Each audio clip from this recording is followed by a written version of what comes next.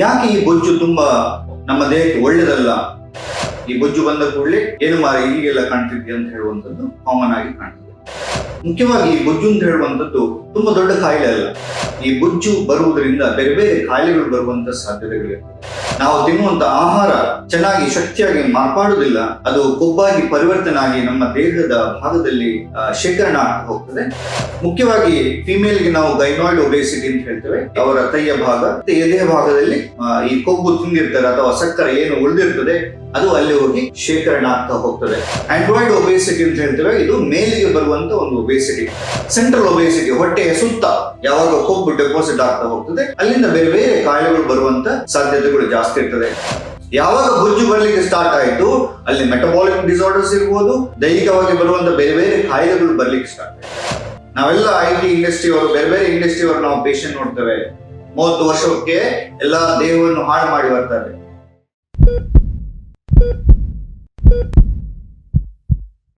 ಯಾವಾಗ ದೇಹದಲ್ಲಿ ಬೇರೆ ಬೇರೆ ಕಾಯಿಲೆಗಳು ಬರ್ತದೆ, ಅದು ದೈಹಿಕ ಕಾಯಿಲೆಗಳಿರ್ಬೋದು ಅಥವಾ ಮಾನಸಿಕ ಕಾಯಿಲೆಗಳಿರ್ಬೋದು, ಅದೇ ರೀತಿ ಇನ್ಫೆಕ್ಷಸ್ ಡಿಸೀಸ್, ಒಂದು ಜ್ವರ ಇರ್ಬೋದು, ಯಾವುದೇ ಬಂದಾಗ ನಾವು ಮಾಡುವಂತ ರೂಟೀನ್ ಅಲ್ಲಿ ಆಗುವಂತ ಕೆಲಸಗಳು ಎಲ್ಲ ಬದಲಾವಣೆ ಆಗ್ತದೆ. ನಿಮಗೆಲ್ಲ ಗೊತ್ತಿದೆ, ಕೋವಿಡ್ ಬಂದಾಗ ಹೇಗೆ ನಮ್ಮ ಜೀವನ ಬದಲಾವಣೆ ಆಯಿತು, ನಮ್ಮ ಆಲೋಚನೆಗಳು ಚೇಂಜ್ ಆಯಿತು.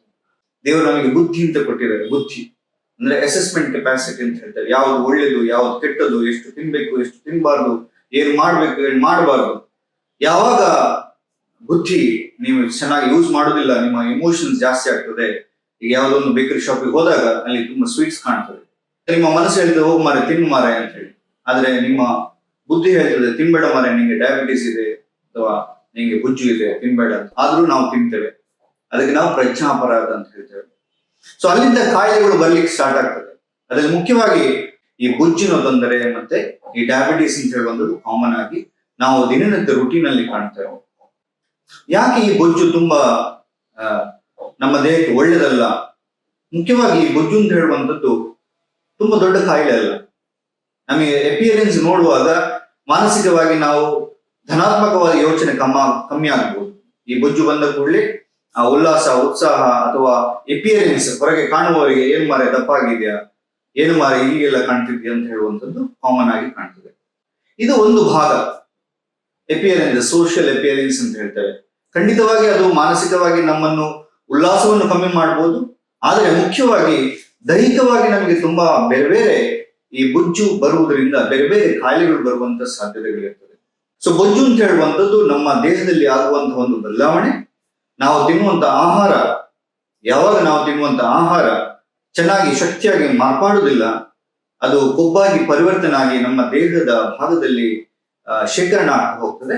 ಆವಾಗ ಅಲ್ಲಿ ಈ ಬೊಜ್ಜಿನ ಪ್ರಮಾಣ ಬೆಳೀತಾ ಹೋಗ್ತದೆ. ಖಂಡಿತವಾಗಿ ನೀವು ದಿನನಿತ್ಯ ತಿಂತೀರಿ, ಬೆಳಿಗ್ಗೆಯಿಂದ ರಾತ್ರಿವರೆಗೆ ನಾವು ತಿಂತೇವೆ, ನಾವು ಕೆಲಸ ಮಾಡ್ತೇವೆ. ಒಂದು ಗಾಡಿ ಓಡ್ಬೇಕಾದ್ರೆ ಅದಕ್ಕೆ ಪೆಟ್ರೋಲ್ ಬೇಕು. ಹಾಗೆ ನಮ್ಮ ದೇಹ ಓಡ್ಬೇಕಂತ ಹೇಳಿದ್ರೆ ಅದಕ್ಕೆ ಗ್ಲುಕೋಸ್ ಅಂತ ಹೇಳುವಂತ, ಶುಗರ್ ಅಂತ ಹೇಳುವಂತ ಅಂಶ ಬೇಕು. ಸೊ ಅದು ನಮ್ಮ ದೇಹಕ್ಕೆ ಹೋದಾಗ ನಮ್ಮ ದೇಹಕ್ಕೆ ರಕ್ತಕ್ಕೆ ಹೋಗಿ ಅಲ್ಲಿ ಇನ್ಸುಲಿನ್ ಅನ್ನು ಎನರ್ಜಿ ಆಗಿ ಮಾರ್ಪಾಡು ಮಾಡ್ತದೆ. ಯಾವಾಗ ನಾವು ತಿನ್ನುವಂತ ಆಹಾರದ ಪ್ರಮಾಣ ಜಾಸ್ತಿ ಆಗ್ತಾ ಹೋಗ್ತದೆ, ನಿಮಗೆಲ್ಲ ಗೊತ್ತಿರುವ ಹಾಗೆ ಆಹಾರ ಪ್ರಮಾಣ ಜಾಸ್ತಿ ಆದ ಕೂಡಲೇ ಎಂಡ್ ಆಫ್ ದ ಡೇ ಏನಾಗ್ತದೆ ಅಂದ್ರೆ, ನೀವು ತಿನ್ನುವಂತ ಸಕ್ಕರೆ ಇರ್ಬೋದು, ಪಿಷ್ಟ ಇರ್ಬೋದು, ಯಾವುದೇ ಇರ್ಬೋದು, ಅಥವಾ ಕೊಬ್ಬು ಇರ್ಬೋದು, ಅದು ಯಾವಾಗ ನಮಗೆ ಎನರ್ಜಿಯಾಗಿ ಕನ್ವರ್ಟ್ ಆಗೋದಿಲ್ಲ, ಎಂಡ್ ಆಫ್ ದ ಡೇ ಎಲ್ಲ ಕೊಬ್ಬಾಗಿ ಪರಿವರ್ತನೆ ಆಗಿ ನಿಮ್ಮ ದೇಹದಲ್ಲಿ ಶೇಖರಣೆ ಆಗ್ತಾ ಹೋಗ್ತದೆ. ಮುಖ್ಯವಾಗಿ ಫಿಮೇಲ್ಗೆ ನಾವು ಗೈನಾಯ್ಡ್ ಒಬೇಸಿಟಿ ಅಂತ ಹೇಳ್ತೇವೆ. ಗೈನಾಯ್ಡ್ ಅಂದ್ರೆ ಫಿಮೇಲ್ಗೆ ಬರುವಂತ ಒಬೇಸಿಟಿ. ಮುಖ್ಯವಾಗಿ ಅವರ ಕೈಯ ಭಾಗ ಅಥವಾ ಲೋವರ್ ಬ್ಯಾಕ್ ಅಲ್ಲಿ ಇರ್ಬೋದು, ಅಥವಾ ಕೈಯ ಭಾಗ ಮತ್ತೆ ಎದೆಯ ಭಾಗದಲ್ಲಿ ಏನು ಎಕ್ಸ್ಟ್ರಾ ಅವರು ಈ ಕೊಬ್ಬು ತಿಂದಿರ್ತಾರೆ ಅಥವಾ ಸಕ್ಕರೆ ಏನು ಉಳಿದಿರ್ತದೆ ಅದು ಅಲ್ಲಿ ಹೋಗಿ ಶೇಖರಣೆ ಆಗ್ತಾ ಹೋಗ್ತದೆ. ಅದಕ್ಕೆ ನಾವು ಗೈನಾಯ್ಡ್ ಒಬೇಸಿಟಿ ಅಂದ್ರೆ ಫಿಮೇಲ್ಗೆ ಬರುವಂತ ಒಬೇಸಿಟಿ. ಅಂದ್ರೆ ನೀವು ಬೇಡ ಅಂತ ಹೇಳಿದ್ರು ಅದು ಅಲ್ಲಿಗೆ ಹೋಗಿ ಶೇಖರಣೆ ಆಗುವಂತ ಒಂದು ಟೆಂಡೆನ್ಸಿ ಇರ್ತದೆ. ನಿಮ್ಮ ಫ್ಯಾಮಿಲಿ ಹಿಸ್ಟ್ರಿ ಇರ್ಬೋದು, ಫ್ಯಾಮಿಲಿ ಅಮ್ಮನಿಗೆ ಅಥವಾ ನಿಮ್ಮ ಫ್ಯಾಮಿಲಿಯಲ್ಲಿ ಯಾರಿಗೆ ಇರ್ತದೆ ಅಂತ ಅದೇ ರೀತಿ ನಿಮಗೆ ಸಹ ಆಗುವಂತ ಸಾಧ್ಯತೆ ಇರ್ತದೆ. ಅದೇ ರೀತಿ ಯಾರು ಕೂತ್ಕೊಂಡು ಜಾಸ್ತಿ ಕೆಲಸ ಮಾಡ್ತಾರೆ ಅಂತವರಿಗೆ ಈ ಬೊಜ್ಜು ಹೊಟ್ಟೆಯ ಭಾಗದಲ್ಲಿ ನಮ್ಮ ಬಟಕ್ ರೀಸನ್ಗೆ ಅಥವಾ ಥೈ ರೀಸನ್ಗೆ ಹೋಗಿ ಡೆಪಾಸಿಟ್ ಆಗುವಂಥದ್ದು ನಾವು ಕಾಣ್ತೇವೆ. ಬಟ್ ಯಾವಾಗ ನಾವು ಆಹಾರದ ಪ್ರಮಾಣದಲ್ಲಿ ಬದಲಾವಣೆ ಮಾಡ್ತದೆ, ಖಂಡಿತವಾಗಿ ಈ ಕೊಬ್ಬನ್ನು ಡೆಪಾಸಿಟ್ ಆಗೋದನ್ನು ನಾವು ಪ್ರಿವೆಂಟ್ ಮಾಡಬಹುದು. ಅದೇ ರೀತಿ ಆಂಡ್ರಾಯ್ಡ್ ಒಬೇಸಿಟಿ ಅಂತ ಹೇಳ್ತೇವೆ. ಇದು ಮೇಲಿಗೆ ಬರುವಂತ ಒಂದು ಒಬೇಸಿಟಿ. ಮುಖ್ಯವಾಗಿ ನಾವು ತಿನ್ನುವಂತ ಏನು ಕೊಬ್ಬಿದೆ, ಎಕ್ಸ್ಟ್ರಾ ಕೊಬ್ಬು ಇರ್ಬೋದು ಅಥವಾ ಪಿಷ್ಟ ಇರ್ಬೋದು, ಯಾವ್ದು ಯೂಸ್ ಆಗಲಿಲ್ಲ ಅದು ಖಂಡಿತವಾಗಿ ನಮ್ಮ ಹೊಟ್ಟೆಯ ಭಾಗಕ್ಕೆ ಡೆಪಾಸಿಟ್ ಆಗ್ತಾ ಹೋಗ್ತದೆ. ಅದಕ್ಕೆ ನಾವು ಅಂದ್ರೆ ಈ ಗಂಡಸರಿಗೆ ಹೊಟ್ಟೆ ಬರುವಂತದ್ದು, ಹೊಟ್ಟೆ ಮಾತ್ರ ಬೆಳೆಯುವಂತದ್ದು, ಇದಕ್ಕೆ ನಾವು ಆಂಡ್ರಾಯ್ಡ್ ಒಬೇಸಿಟಿ ಅಂತ ಹೇಳ್ತೇವೆ. ಸೊ ಇದು ಒಂದು ಭಾಗ, ಒಂದು ಡಿವೈಡ್ ಮಾಡಿದರೆ ಅಷ್ಟೇ. But obesity is obesity. ಯಾವಾಗ ನಮಗೆ ಸೆಂಟ್ರಲ್ ಒಬೇಸಿಟಿ, ಹೊಟ್ಟೆಯ ಸುತ್ತ ಯಾವಾಗ ಕೊಬ್ಬು ಡೆಪಾಸಿಟ್ ಆಗ್ತಾ ಹೋಗ್ತದೆ, ಅಲ್ಲಿಂದ ಬೇರೆ ಬೇರೆ ಕಾಯಿಲೆಗಳು ಬರುವಂತ ಸಾಧ್ಯತೆಗಳು ಜಾಸ್ತಿ ಇರ್ತದೆ. ಸೊ ಒಬೇಸಿಟಿ ಅಥವಾ ಬೊಜ್ಜು ಅಂತ ಹೇಳುವಂಥದ್ದು ಒಂದು ಮೆಟಬಾಲಿಕ್ ಡಿಸಾರ್ಡರ್ಸ್, ಒಂದು ನ್ಯೂಟ್ರಿಷನಲ್ ಡೆಫಿಷಿಯನ್ಸಿ ಡಿಸಾರ್ಡರ್.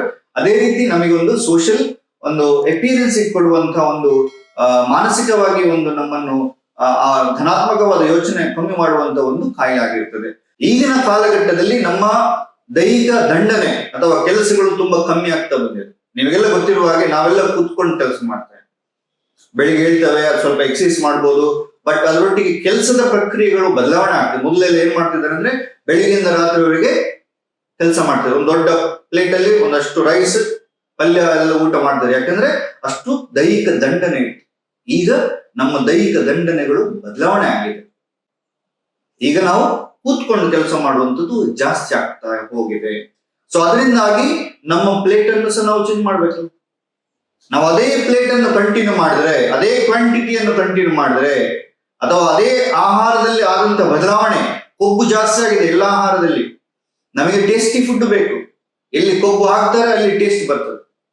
ಸೊ ಯಾವಾಗ ನಮ್ಮ ಆಹಾರದಲ್ಲಿ ಬದಲಾವಣೆ ಆಗ್ತಾ ಹೋಯ್ತು, ಯಾವಾಗ ನಮ್ಮ ದೈಹಿಕ ದಂಡನೆ ಅಥವಾ ನಾವು ಮಾಡುವಂತ ಕೆಲಸಗಳು ಬದಲಾವಣೆ ಆಗ್ತಾ ಹೋಯ್ತು, ನಮಗೆ ಬೊಜ್ಜು ಬರ್ಲಿಕ್ಕೆ ಸ್ಟಾರ್ಟ್ ಆಯ್ತು. ಯಾವಾಗ ಬೊಜ್ಜು ಬರ್ಲಿಕ್ಕೆ ಸ್ಟಾರ್ಟ್ ಆಯ್ತು, ಅಲ್ಲಿ ಮೆಟಬಾಲಿಕ್ ಡಿಸಾರ್ಡರ್ಸ್ ಇರ್ಬೋದು, ದೈಹಿಕವಾಗಿ ಬರುವಂತ ಬೇರೆ ಬೇರೆ ಕಾಯಿಲೆಗಳು ಬರ್ಲಿಕ್ಕೆ ಸ್ಟಾರ್ಟ್ ಆಯ್ತು. You not realise in the early age. 25-30 ವರ್ಷಕ್ಕೆ ಅರ್ಥ ಆಗುದಿಲ್ಲ. ಒಂದು 35-40-45 ವರ್ಷ ಆಗುವ ಅರ್ಥ ಆಗ್ತದೆ ನಾವೇನು ಬದಲಾವಣೆ ಮಾಡಿದ್ದೇವೆ ಅಂತ ಹೇಳಿ. ಸೊ ನಾವು ಯಂಗ್ ಜನರೇಷನ್ ಹೇಳುದು ಈಗಲೇ ಕಾಪಾಡ್ಕೊಳ್ಳಿ, ಬದಲಾವಣೆ ಮಾಡ್ಕೊಳ್ಳಿ ಈಗಲೇ. ನಾವೆಲ್ಲ IT ಇಂಡಸ್ಟ್ರಿ ಅವರು, ಬೇರೆ ಬೇರೆ ಇಂಡಸ್ಟ್ರಿ ಅವರು ನಾವು ಪೇಷಂಟ್ ನೋಡ್ತೇವೆ, 30 ವರ್ಷಕ್ಕೆ ಎಲ್ಲ ದೇಹವನ್ನು ಹಾಳು ಮಾಡಿ ಬರ್ತಾರೆ, ಮತ್ತೆ ಕೇಳ್ತಾರೆ ಡಾಕ್ಟರ್ ಎಂತ ಮಾಡುದು ಅಂತ ಹೇಳಿ. So you realise, you should understand what is the importance of food. ಅದನ್ನ ಹೇಗೆ ಮ್ಯಾನೇಜ್ ಮಾಡಬೇಕು. ಯಾವಾಗ ಮ್ಯಾನೇಜ್ ಮಾಡ್ತೀರಿ, ಖಂಡಿತವಾಗಿ ಮುಂದೆ ಬರುವಂತ ಯಾವುದೇ ಕಾಯಿಲೆಯನ್ನು ನಾವು ಪ್ರಿವೆಂಟ್ ಮಾಡಬಹುದು.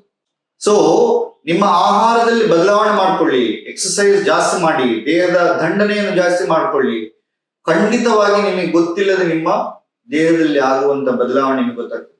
ಖಂಡಿತವಾಗಿ ಯಾವುದೇ ಈ ಬೊಜ್ಜು ಅಂತ ಹೇಳುವಂಥದ್ದು ತುಂಬಾ ಕೆಟ್ಟ ಕಾಯಿಲೆ. ಅದರಿಂದ ಬೇರೆ ಬೇರೆ ಕಾಯಿಲೆಗಳು ಬರುವುದರಿಂದ ಅದನ್ನು ಆದಷ್ಟು ಪ್ರಿವೆಂಟ್ ಮಾಡ್ಲಿಕ್ಕೆ ಪ್ರಯತ್ನ ಮಾಡಿ. ಸೊ ಎಷ್ಟು ನೀವು ಪ್ರಿವೆಂಟ್ ಮಾಡ್ಲಿಕ್ಕೆ ಪ್ರಯತ್ನ ಮಾಡ್ತೀರಿ, ಮುಂದೆ ಬರುವಂತ ಬೆನ್ನು ನೋವು ಇರ್ಬೋದು, ಹೊಟ್ಟೆ ಬಂದ ಕೂಡಲೇ ಬೆನ್ನು ನೋವು ಶುರು ಆಗ್ತದೆ, ನಿಮ್ಗೆಲ್ಲ ಗೊತ್ತಿದೆ. ಅದೇ ರೀತಿ ಡಯಾಬಿಟಿಸ್ ಇರ್ಬೋದು, PCOD ಇರ್ಬೋದು, ಇನ್ಫರ್ಟಿಲಿಟಿ ಇರ್ಬೋದು, ಬೇರೆ ಬೇರೆ ಮೆಟಬಾಲಿಕ್ ಡಿಸಾರ್ಡರ್ಸ್ ಬರ್ತದೆ. ಅದನ್ನೆಲ್ಲ ಪ್ರಿವೆಂಟ್ ಮಾಡ್ಲಿಕ್ಕೆ ಈ ಒಂದು ಏನು ನಾವು ಟಿಪ್ಸ್ ಕೊಟ್ಟಿದ್ದೇವೆ ಅದನ್ನು ಯೂಸ್ ಮಾಡ್ಕೊಳ್ಳಿ. ಖಂಡಿತವಾಗಿ ನಿಮಗೆ ಒಳ್ಳೆದಾಗ್ತದೆ. ಎಲ್ಲರಿಗೂ ಧನ್ಯವಾದ.